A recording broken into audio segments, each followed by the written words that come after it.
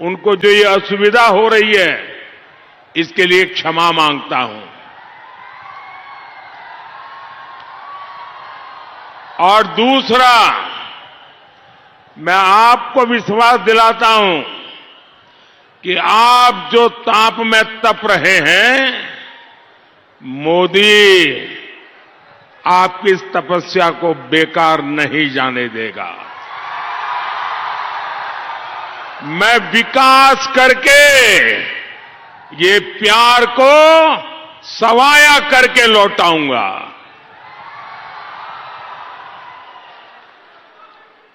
मैं भगवान बिरसा मुंडा को श्रद्धापूर्वक नमन करता हूं। पिछले वर्ष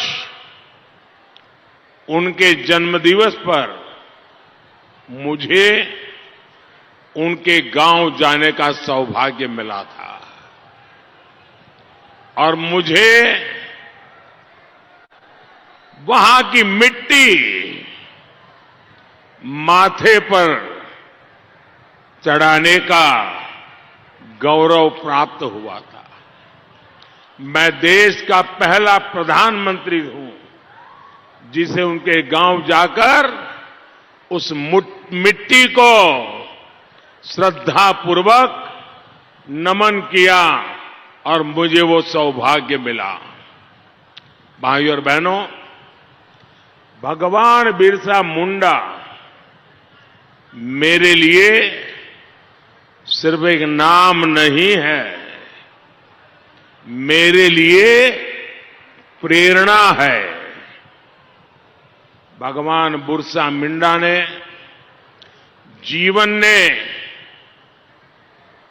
उनके जीवन को जब याद करते हैं तब मुझे हर चुनौती से जीतना सिखाया है, चुनौती से जीतने की प्रेरणा दी है।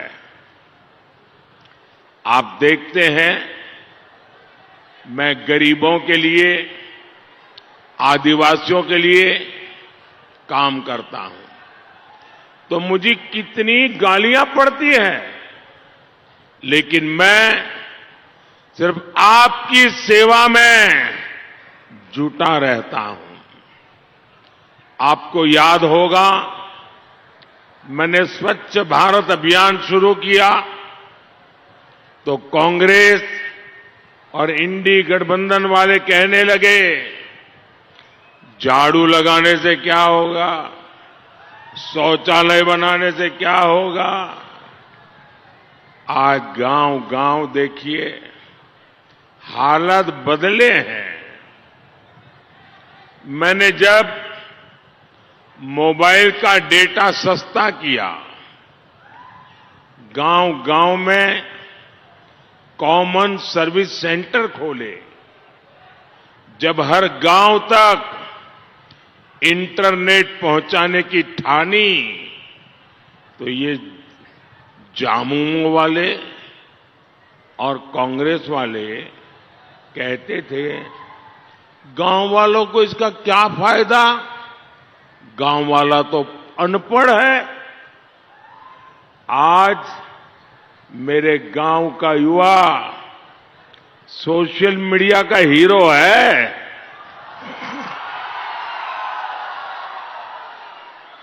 कांग्रेस वालों ने इंटरनेट को अमीरों की चीज बना दिया था, मैंने इंटरनेट को गरीबों के घर पहुंचा दिया है। गरीबों की उंगलियों पर नाच रहा है इंटरनेट। साथियों, आज देश में गरीब की चिंता आपका एक गरीब का बेटा मोदी वही कर रहा है। कांग्रेस के राज में राशन सड़ता रहता था, आदिवासी क्षेत्रों में बच्चे भूख से मरते थे और कांग्रेस अनाज गोदामों पर ताला लगाकर बैठ गई थी। और उस समय सोनिया जी की सरकार के प्रधानमंत्री डॉक्टर मनमोहन सिंह जी को कहा, पूछा प्रेस वालों ने कि अनाज भीग रहा है, सड़ रहा है, गरीबों को बांट दीजिए ना। उन्होंने कहा, इतने बड़े देश में ये शक्य नहीं है, नहीं दे सकते हैं। ये मोदी की कमाल देखिए। आपने मोदी को वोट दिया, मोदी को बिठाया, अनाज के सारे गोदाम खोल दिए और आज देश में मुफ्त राशन की योजना चल रही है। और मैंने गारंटी दी है, आने वाले 5 साल और बढ़ाऊंगा। और हैरानी देखिए, ये कांग्रेस के शाही परिवार को, ये जो मैं गरीब का चूल्हा जलता रहे, गरीब का बच्चा भूखा ना रहे, इसलिए मुफ्त में अनाज दे रहा हूं, तो उनको तकलीफ हो रही है, चिल्ला रहे हैं और मुझे पूछ रहे हैं, ये मोदी अपने आप को समझता क्या है?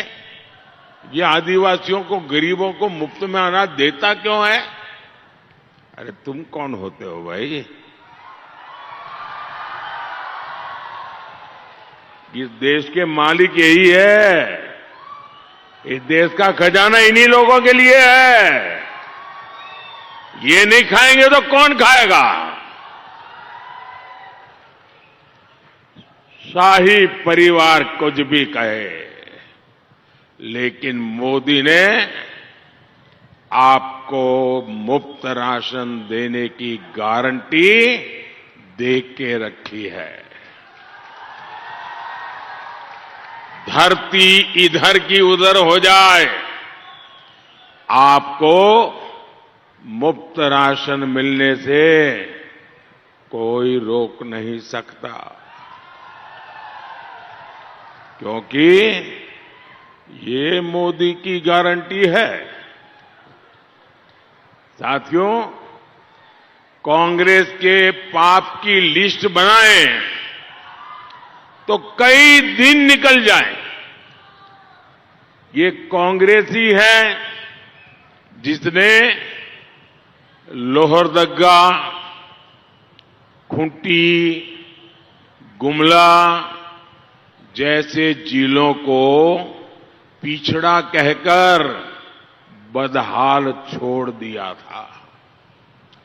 ये ज्यादातर मेरे आदिवासी जिले हैं।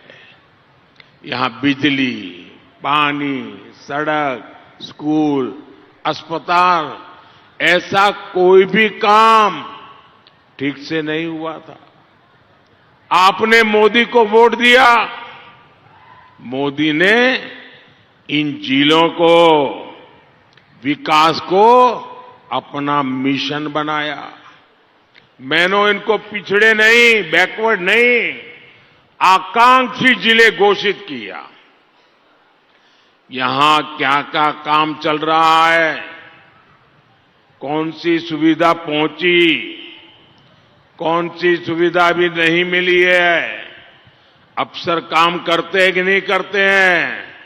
मैं मेरे दिल्ली के कमरे में स्क्रीन पर लगातार उसे देखता रहता हूं, क्या चलता है, मॉनिटर करता हूं। आज ये आकांक्षी जिले देश के बाकी जिलों से भी कहीं तेजी से विकास करने की राह पर आ गए हैं। साथियों, आदिवासियों में भी जो अति पिछड़े हैं, उनको कोई पूछता ही नहीं था। मोदी उनके लिए पीएम जनमन योजना लेकर के आया। इस योजना पर 24,000 करोड़ रुपए खर्च किए जा रहे हैं। इससे आदिवासियों में भी अति पिछड़े साथियों के लिए विशेष तौर पर घर, बिजली, पानी जैसे काम किए जा रहे हैं। और जानते हैं, इन योजना के लिए मुझे सबसे ज्यादा सुझाव किसने दिया? इस पूरे विषय को विस्तार से मेरे सामने किसने रखा? हमारी आदरणीय राष्ट्रपति द्रौपदी मुर्मू जी ने। ये योजना शुरू होने के पीछे राष्ट्रपति जी ने ओडिशा में, झारखंड में जो समय बिताया, उसकी बड़ी भूमिका रही है। लेकिन झारखंड के मेरे भाइयों और बहनों, आपको याद रखना है कि द्रौपदी मुर्मू जी को, एक आदिवासी बेटी को राष्ट्रपति बनाने का सबसे ज्यादा विरोध इंडी गठबंधन ने किया था। भाइयों और बहनों, मोदी को आपकी भावनाओं की कद्र है, आपकी जरूरतों की चिंता है। इसका एक उदाहरण डिस्ट्रिक्ट मिनरल फंड भी है। ये क्षेत्र तो बॉक्साइट का बहुत बड़ा उत्पादक है। पहले खनिज निकलता था और जहां से निकला उस क्षेत्र को कोई नहीं पूछता था। मोदी ने कांग्रेस के जमाने की ये नीति भी बदल डाली। मोदी ने तय किया कि इस संपदा का एक हिस्सा स्थानीय विकास के लिए लगना चाहिए। इसके लिए हमने डिस्ट्रिक्ट मिनरल फंड बनाया। इससे झारखंड को भी 12,000 करोड़ रुपए मिले हैं, जो पहले एक पाई नहीं मिलती थी। भाइयों और बहनों, जहां सरकारें भ्रष्ट हो, वहां बजट कितना भी हो, विकास संभव ही नहीं है। जिस बाल्टी में छेद किया हो, उसमें कितना ही पानी भरो, बाल्टी भरेगी क्या? बाल्टी भरेगी क्या? यहां वो भ्रष्टाचार का छेद ऐसा लगा हुआ है, सीधा पाइप उनके घर में जाता है। ऊपर से रुपया निकालो, नीचे से पाइप में उनके घर में पहुंच जाता है। झारखंड इन्हीं मुसीबतों से गुजरा है। आप देखिए पेपर लीक का मामला। इस राज्य में कोई ऐसी एग्जाम नहीं है, कोई ऐसा पेपर नहीं है जो लीक न होता हो। मेरे नौजवानों का क्या होगा भाई? और मैंने देखा कि झारखंड सरकार में बैठे हुए लोग सुधरने वाले नहीं हैं, तो मुझे दिल्ली से ही डंडा चलाना पड़ेगा। और इसलिए मोदी ने ये पेपर लीक वाले जो माफिया है ना, उनके विरुद्ध में एक बहुत कड़ा कानून बना दिया है। ये बच्चों के, नौजवानों के भविष्य के साथ खिलवाड़ करने वालों को अब जिंदगी जेल में गुजारनी पड़ेगी। भाइयों बहनों, अगर हमारे पास 100 रुपया, 200 रुपया, 1000 रुपया हो, तो हम ऐसे बांध करके रखते हैं, इतना संभाल करके रखते हैं कि भाई जरूरत पड़ेगी तो काम आएगा। हमारी माताएं बहनें घर के अनाज के अंदर कपड़े में बांध करके पैसे, सोना रख देती है, चांदी रख देती है, ताकि जरूरत पड़े तो काम आ जाए। एक एक रुपये की कीमत होती है। लेकिन झारखंड में देखिए, कांग्रेस के सांसद के घर से नोटों के ढेर निकले, नोटों के ढेर।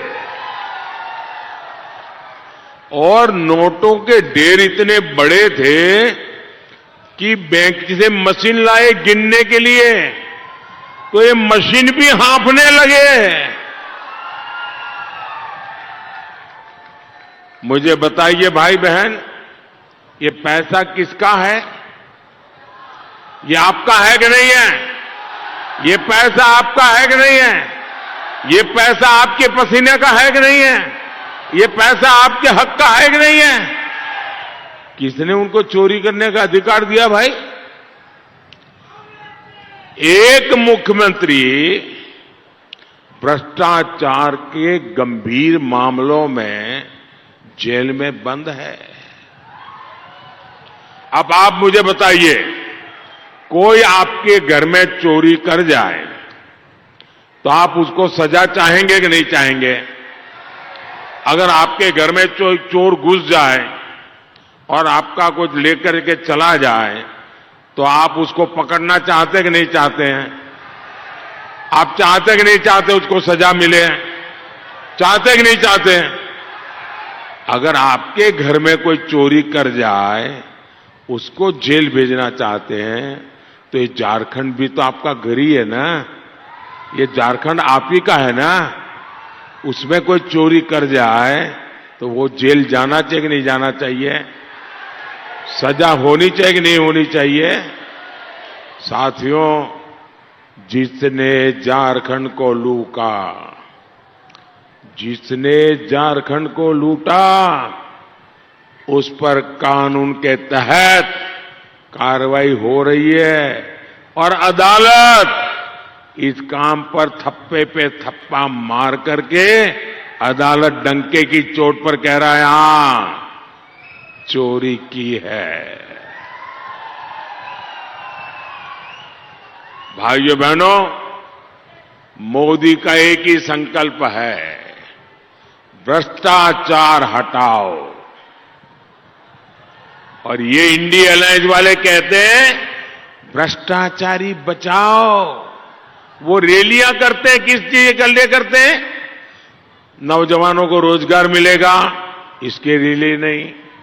कारखाना खुलेगा, इसके लिए रैली नहीं। किसानों का भला होगा, उसके लिए रैली नहीं। महिलाओं का भला होगा, इसके लिए रैली करते हैं। कभी दिल्ली में करते हैं, कभी रांची में करते हैं। सारे इकट्ठे होते हैं, हाथ ऊंचा करते हैं। क्यों? भ्रष्टाचारी बचाओ, भ्रष्टाचारी बचाओ। अरे चुनाव के समय भी भ्रष्टाचारी बचाओ की रैलियां कर रहे हो, मतलब तुम्हें इस देश के कोई लेना देना नहीं है। भाइयों बहनों, मैं आपको गारंटी देता हूं, आने वाले 5 साल में ऐसे सभी भ्रष्टाचारियों पर कानून का डंडा चलेगा, चलेगा, चलेगा।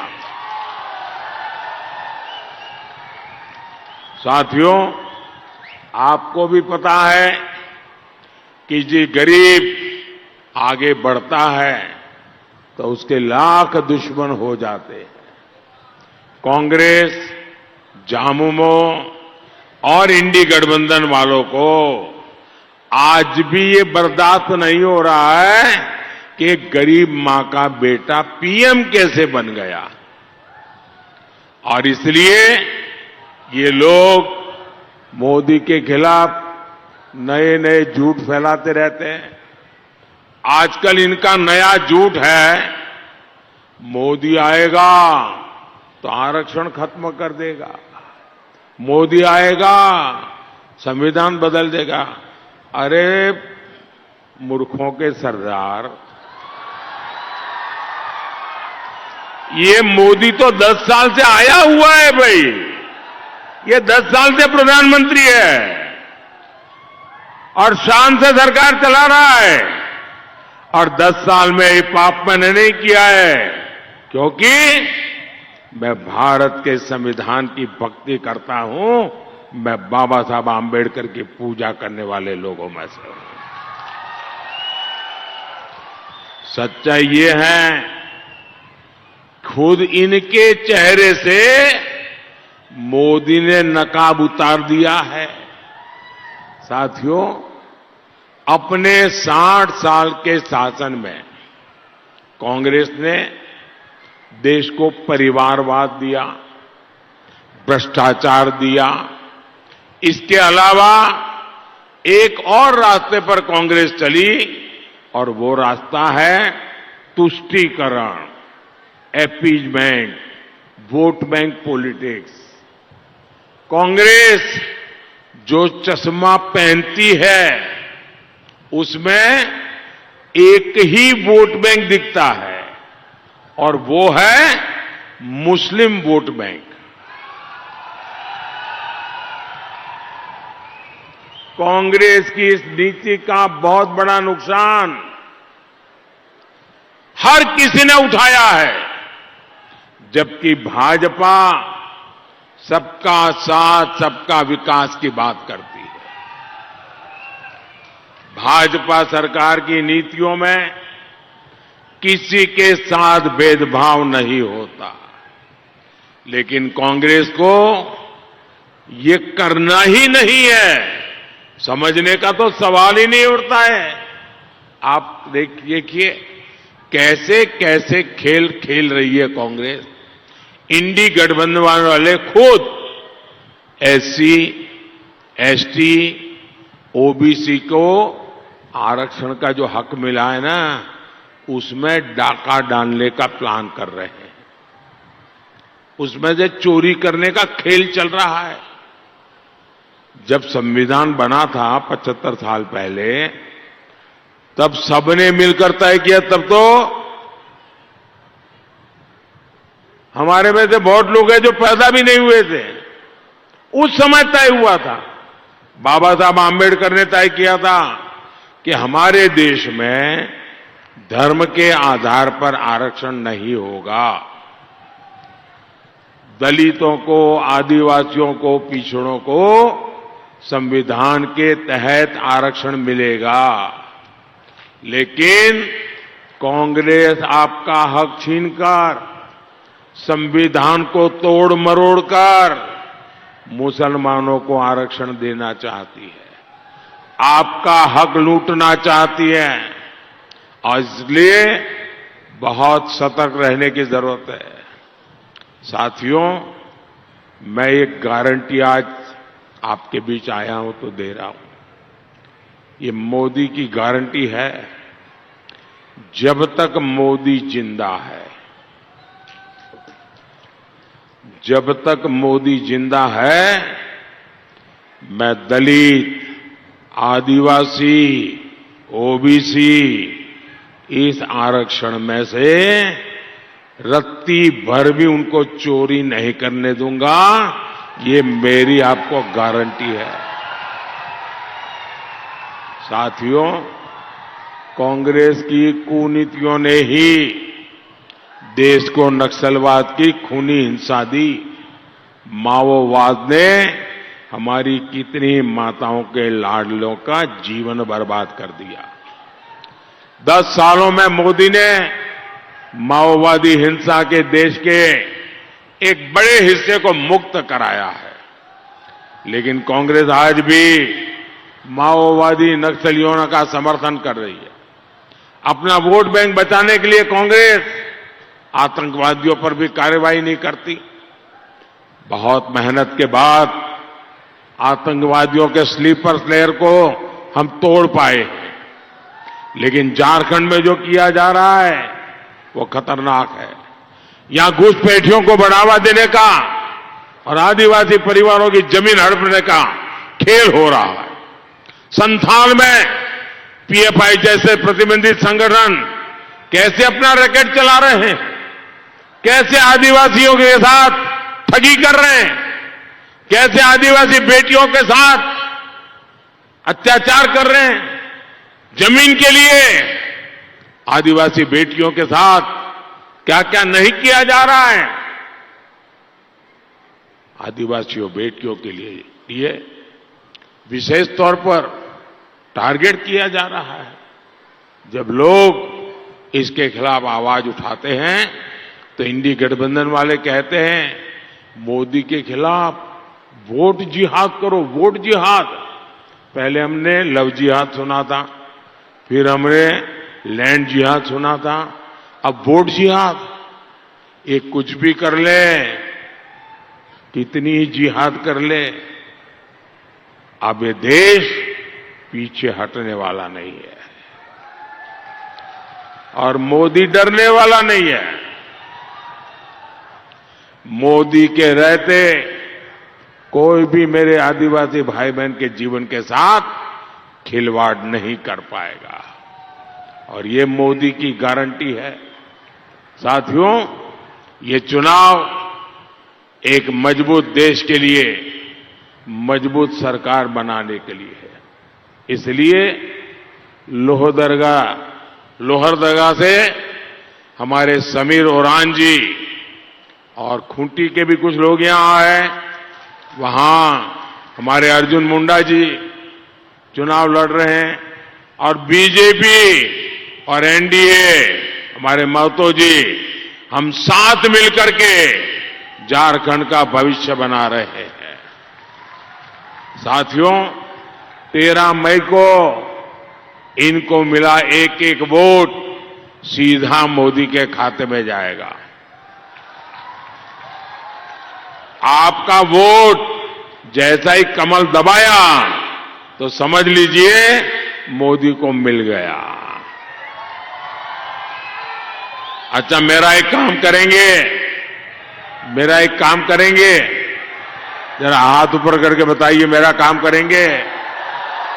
देखिए, घर घर जाइएगा और हर घर में जाके कहना, मोदी जी आए थे, मोदी जी ने जोहार कहा है, श्री राम कहा है, मेरा श्री राम पहुंचा दोगे? बोलिए भारत माता की, भारत माता की। बहुत बहुत धन्यवाद।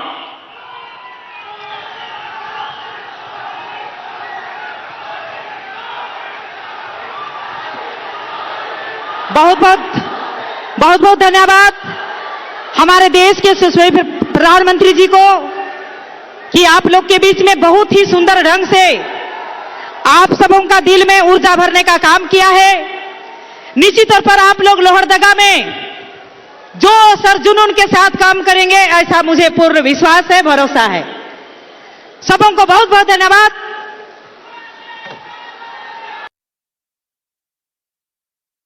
तो प्रधानमंत्री नरेंद्र मोदी को सुन रहे थे आप, जिन्होंने गुमला में एक बड़ी जनसभा को संबोधित किया। गुमला के सिसई में पीएम मोदी अभी मौजूद हैं और ये तस्वीर हम आपको उस वक्त दिखा रहे हैं जब प्रधानमंत्री नरेंद्र मोदी मंच पर पहुंचे तो उनका स्वागत किया गया और साथ ही उन्होंने एक बार फिर